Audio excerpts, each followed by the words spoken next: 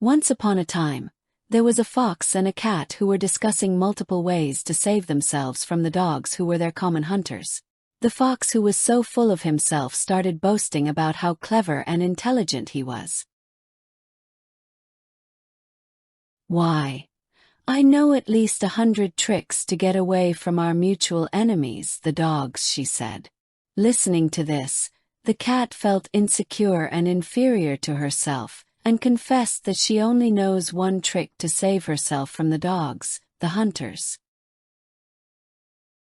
"I know only one trick to get away from dogs," said the cat. "You should teach me some of yours." "Well, maybe someday when I have the time, I may teach you a few of the simpler ones," replied the fox in a serious voice. Just when they were in conversation with each other, they heard a pack of dogs who were barking at a distance. Slowly the barking grew louder and louder as the dogs started approaching them. They came very close to the fox and the cat. Seeing that the cat, with just one trick she knew, climbed up the tree which was out of reach of any dog, she then saw the fox, who was actually boasting about the 100 ways he knew to defend himself from the dogs, and got confused as to which trick to use.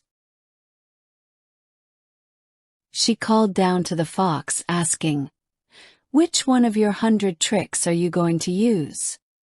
But the poor fox sat down under the tree thinking about which trick to use to protect him. Before he could make up his mind, the dogs arrived.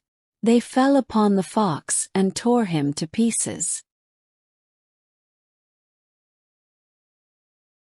Moral of the Cat and the Fox Story.